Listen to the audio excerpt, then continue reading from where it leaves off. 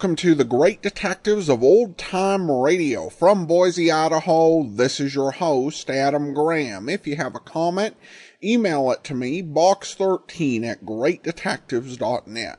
Follow us on Twitter at Radio Detectives and become one of our friends on Facebook, facebook.com/Radio Detectives. A reminder, if you are buying a gift for a mystery fan, please keep in mind my novel Slime Incorporated. It's my first detective novel with a greater than 4-star overall rating on Amazon. It's a modern story with a lot of nods to classic detective fiction. It finds private investigator Cole Eustick investigating a case of murder and dirty politics against the backdrop of a gubernatorial race. That's Slime Incorporated. It's available as a paperback and also as an ebook wherever fine ebooks are sold. You can find all my books, audiobooks, ebooks, and paperbacks at store.greatdetectives.net. Well, now we're going to get into That Hammer Guy, or the Mike Hammer radio series. Mike Hammer was created in 1947 by Mickey Spillane and made an immediate impression. His books became bestsellers, and they were quickly adapted to motion picture, and 6 years later, we have the Mike Hammer radio series. Hammer in print differed from previous hard-boiled detectives like Philip Marlowe or Michael Shayne. Hammer was a much more brutal and violent character who actually set out to kill murderers in his quest for justice, which was his highest value. He was a bit of a misanthrope. And to be honest, I'm not a huge fan of the character in general. However, radio has this sort of leveling effect, at least it did during the golden age of radio, where the radio portrayals were limited in where they could go and how harsh or rough a character could be made. And you even do hear those sort of revisions when you listen to Philip Marlowe or Sam Spade, and in many ways it's pretty much the same here. This isn't going to be the Mike Hammer of literature, for better or for worse. As played over the radio, Hammer is little different from your typical hard-boiled radio private eye, though more in the Pat Novak or Lou Dana model from Man from Homicide. In fact, if anything, he's probably not quite as extreme on radio as the Man from Homicide. I will warn you in advance that the conditions of these particular programs are some of the roughest we've played on the show. I know Andrew will do his absolute best to make them sound as good as possible, but I'm really handing him a tough one here. So with that said, let's go ahead and we'll take a listen to today's episode of That Hammer Guy. The series premiered at the end of 1952. This is the 13th episode. The original air date, March the 24th of 1953. And the title is The Florentine Dagger.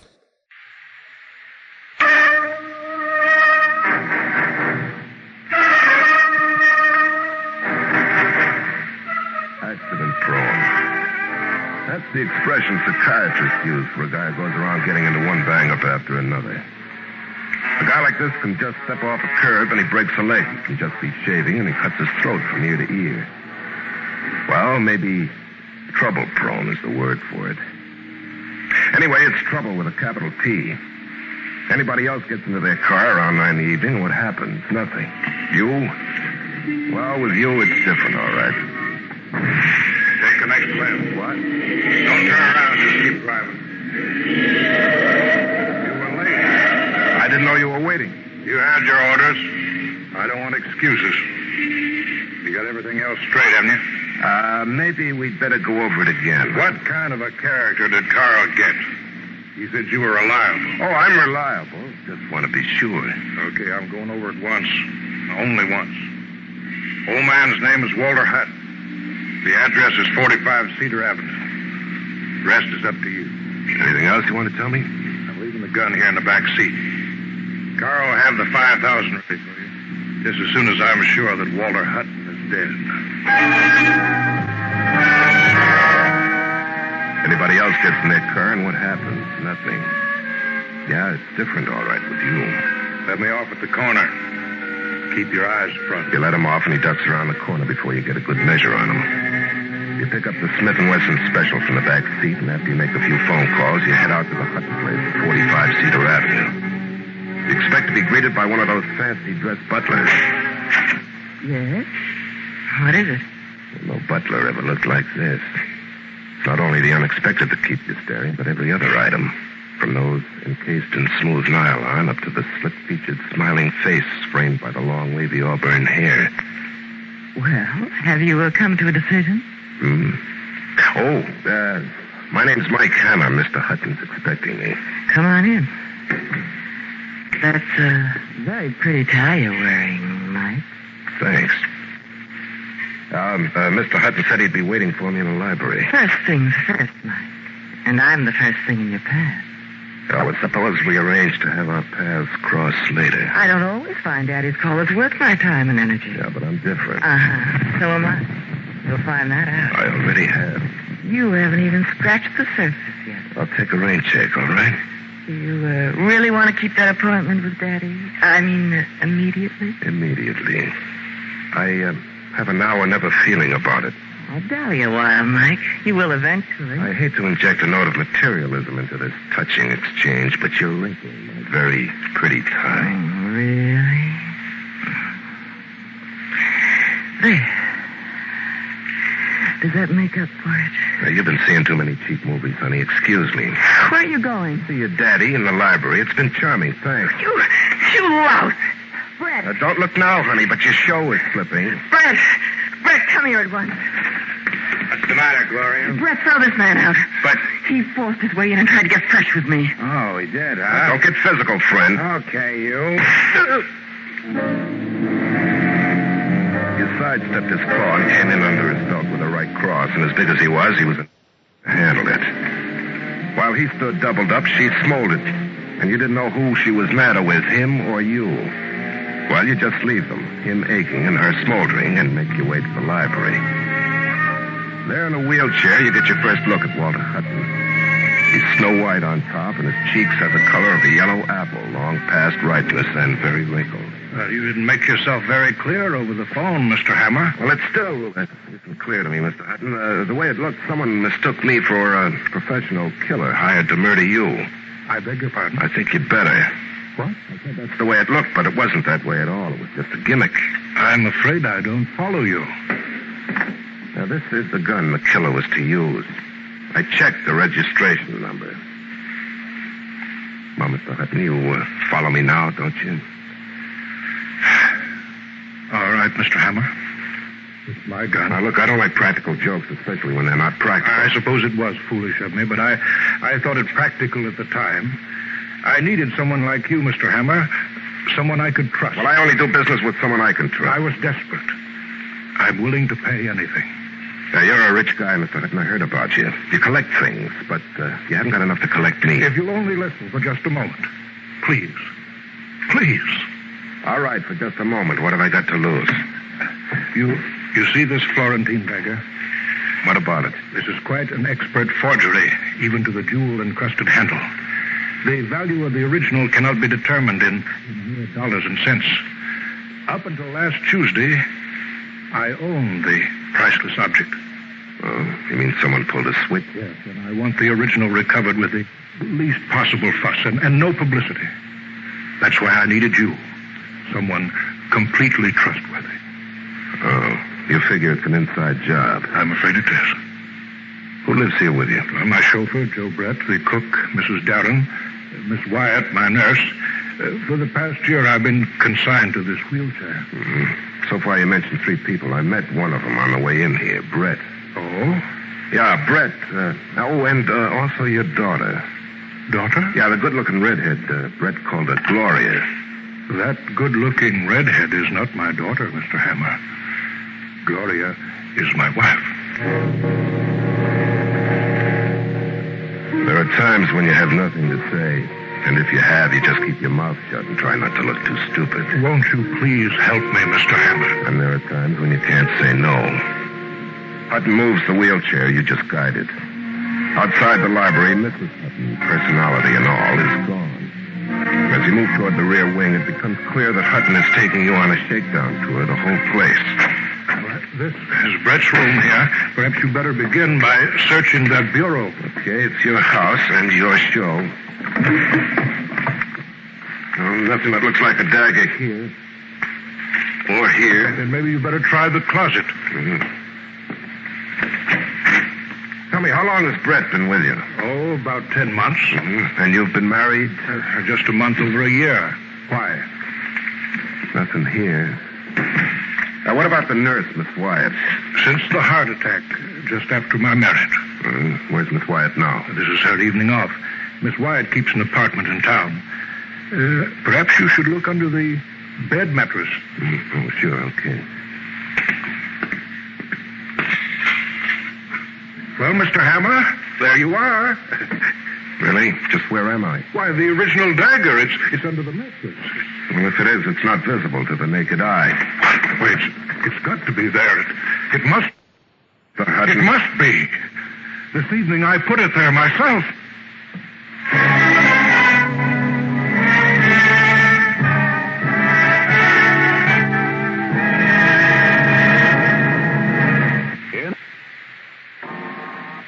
And now, back to the Mickey Spillane mystery. That Hammer Guy.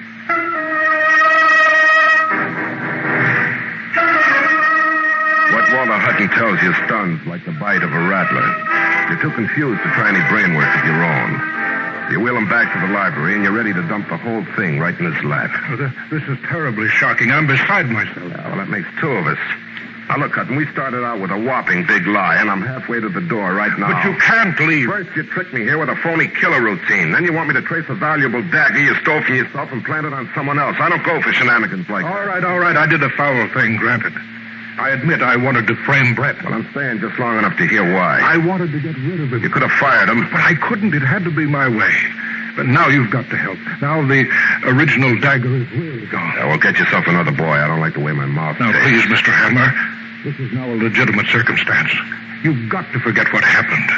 With the dagger actually gone, my motivation is completely changed. Your time is up. Very well. I won't plead with you any longer. Look, here's some advice, Hutton.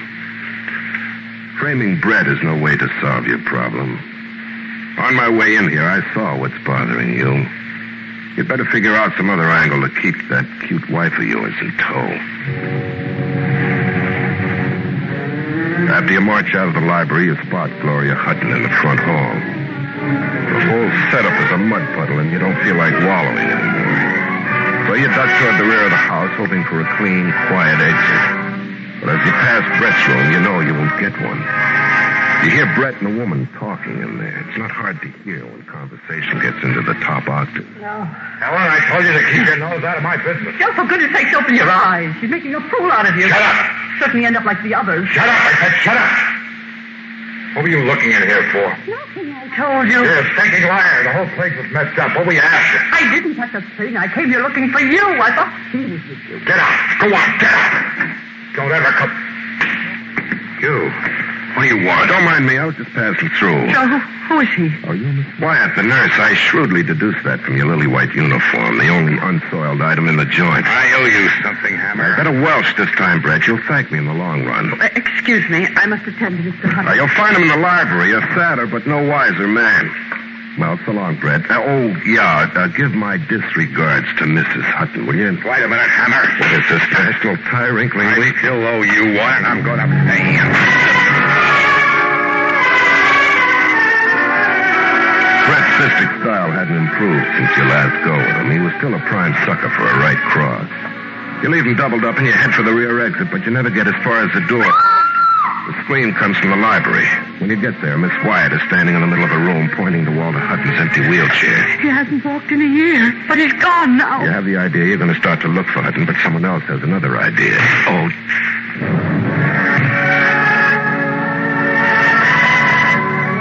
The same white flashes a hammer and an anvil make lace your brain. Yeah, you've had it right behind the ear. When you come around, you feel as sour as the morning after, only there's been no night before to make it worth it. Feeling better, Mr. Hammer? You're on the sofa in the Hutton Library, and Miss Wyatt is doing the Florence Nightingale bit. I had Brett carry you here. Ah, it was Brett who sent me charging with the Light Brigade, huh? Yes, I'm sorry. I had no idea. Where is he now? I want to see. Please, I've got to talk to you first. Mr. Hutton didn't walk out of here. He couldn't have. He must have been carried. Mr. Hammer, I'll hire you myself. To do what? To find Mr. Hutton and prove that Brett had nothing to do with the disappearance of that Florentine dagger. Why your very special interest in Brett? We're married. Oh. But legally separated. Oh. Brett isn't bad, Mr. Hammer. He's just weak. Weak? Ask my head. And weak enough to be tormented by that thing Mr. Hutton married. That's the nicest thing you ever said about me. Mrs. Hutton. Oh, how'd you reach the keyhole? With a stepladder? Remind me to buy you a snappy new tie so you can hang yourself. Oh, now, look, it's too late for apologies. In case you're interested, your husband is missing. I know, but he isn't really missing. If you want him, you'll find him out in the garage, on the floor, face down the blob of grease.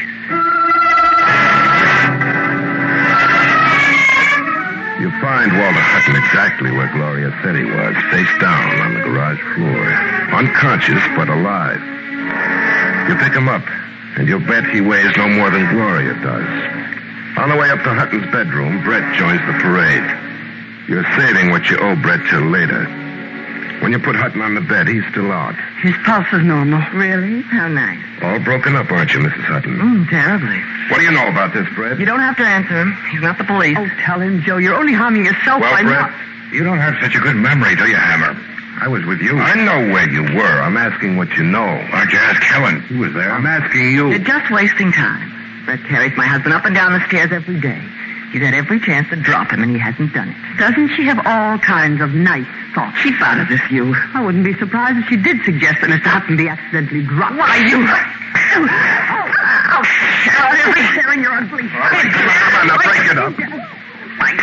She slapped me. She deserves worse. Cut it out, both of you. Not cut. You still haven't asked Helen, Hammer. He's not heavy, and Helen's strong enough to carry him. Oh, Joe, how can you even think of such a thing? Still want to waste your dough, Miss Wyatt? I want him out of this house. I want her out of this house now, this minute. I'm going, and believe me, I'm glad to leave. Yeah, and I'm going with you before this crust gets too hard to wash off.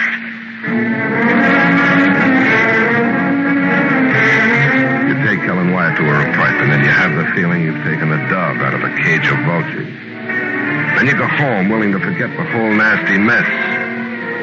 But after an 8-hour sleep peopled with ugly but familiar characters, you get a phone call. Mike, this is Florentine. Oh, I thought the nightmare was over. Don't be nasty, Mike.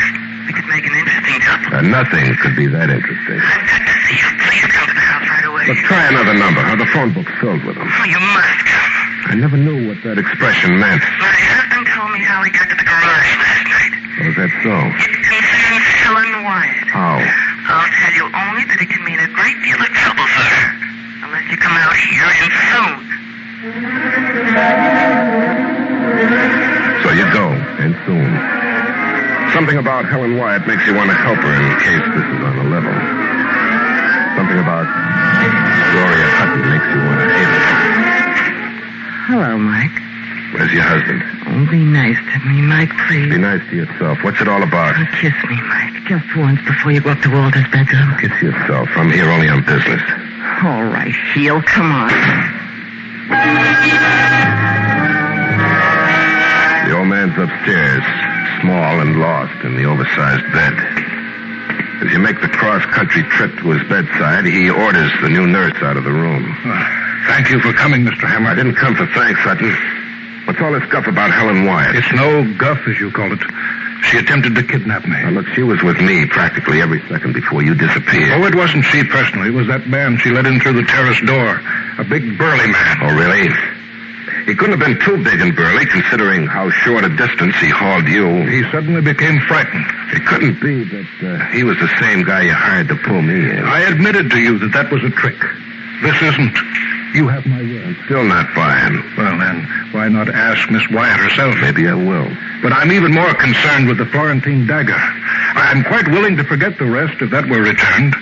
Please tell that to Miss Wyatt. Why her? Mr. Hammer, if you were to search Miss Wyatt's apartment, I'm sure you would be surprised. Unpleasantly.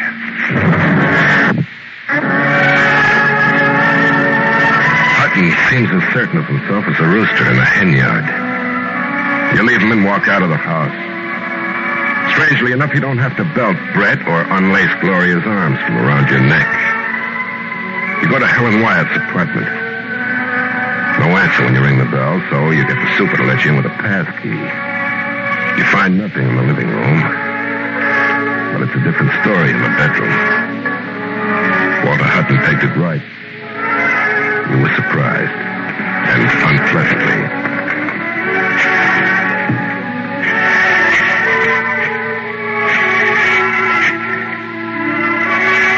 Oh, put me through the captain chambers, will you? Tell him Mike Hammer's calling. Hello, Pat. Yeah, I got something for you. 987 East 60th Street. Woman named Helen Wyatt. She's in apartment 6B. She's very dead, Pat.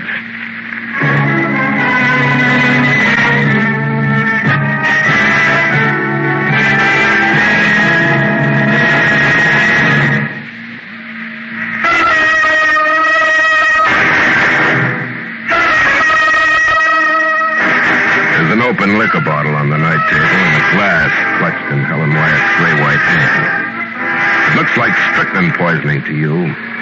Her body is contorted in the way strychnine contorts. The glass in her hand probably would confirm a very obvious story.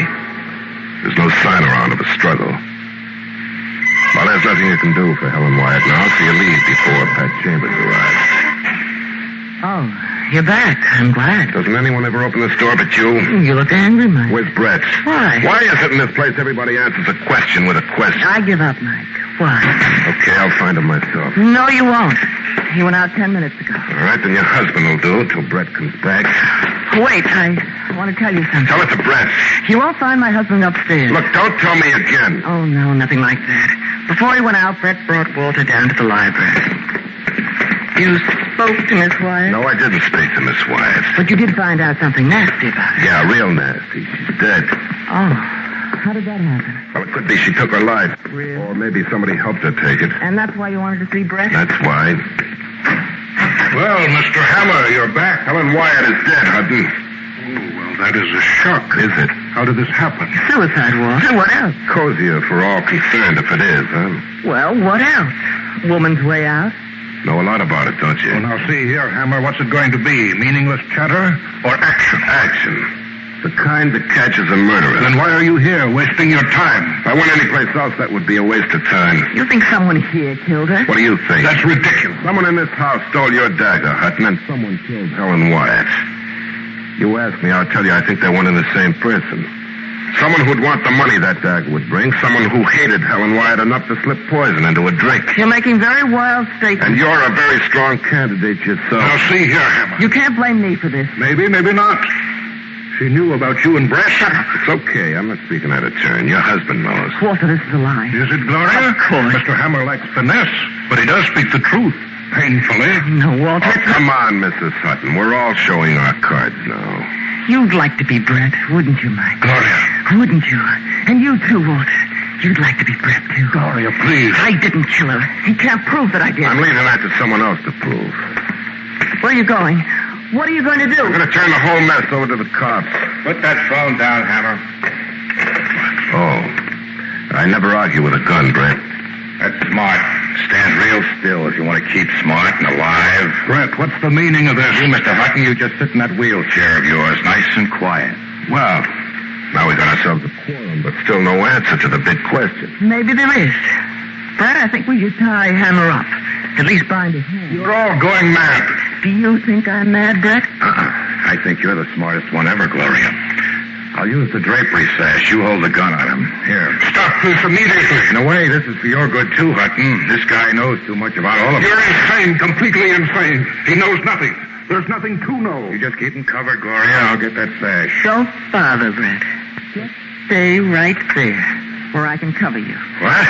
You gone crazy? Seems to be the general topic of the day. Gloria. If you so much as move an inch, I'll shoot your head off. Mike, I'm listening. you really don't hate me, do you? Will it make any difference? You said you didn't like questions answered with questions. We've got a lot in common besides that. Think we could make an interesting couple now? Depends.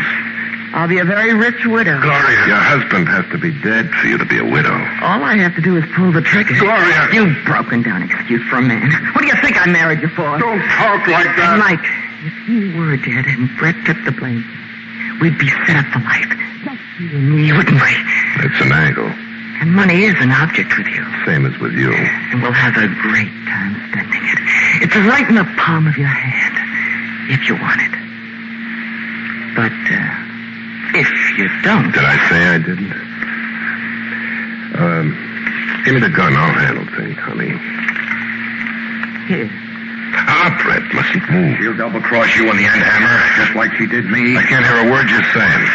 No, I don't. Hammer, you can't do a thing like this. I didn't think I could either, but when it comes down to the combination of a slick dame and a barrel of dough, I'm as much a pushover as the next guy. Go ahead, Mike. Do it. Now. Now. Okay. But, close your eyes, honey. Makes an awful mess. No, wait. No, don't, please. Well, you move around pretty well without that wheelchair, don't you, Hutton? But he got up and walked by himself. Mike, you missed. Shoot again. Shoot him. All right, knock it off. The game's over. Hutton, I was waiting to see you jump out of that wheelchair like that. I fired that shot 2 feet over your head. I was frightened, so I didn't realize that I could get up and walk. It was an involuntary action. Yeah, I'll bet. As involuntary as going to Helen Wyatt's apartment and killing her. That is ridiculous. You got to her apartment just the way you got to the garage last night, on your own 2 feet. Well, you're not making sense. What motive could I have? The original Dagger, the one that's worth so much dough. You stole it from yourself. You never planted it in Brett's room. That was for my benefit, so it would look good when I told the story to the insurance company. That's fantastic. Utterly fantastic. All right, save it, Hutton. I looked up your financial rating today. It's lower than your wife's character. That's no proof that I'm a murderer. Helen Wyatt was on to your setup. That's why she was so sure when she told me Brett was in the clear. You had to kill her to cover yourself. He's broke. A dirty lying cheat. He was broke all the time. Yes, Gloria. Practically penniless. Yes, I bought you with a name and a reputation and a house that I couldn't even afford to live in.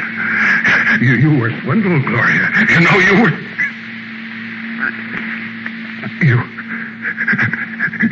You really were cheated.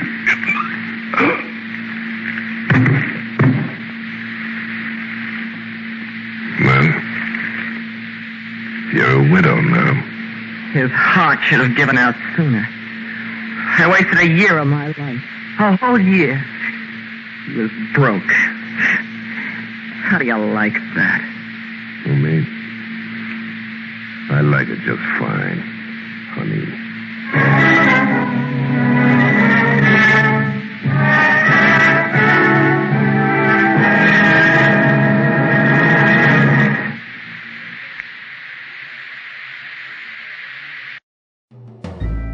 This is Andrea J. Graham, author of the Web Surfer series. Oh, and a Madam's Wife.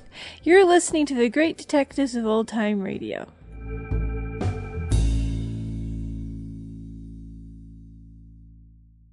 Welcome back. The line at the end was probably the most authentically Mike Hammer thing about the story. Overall, this is, despite the sound quality, a pretty good mystery for the era. Standard tropes, but with a lot of red herrings to keep you guessing as to what's going on, and also a fairly surprising conclusion.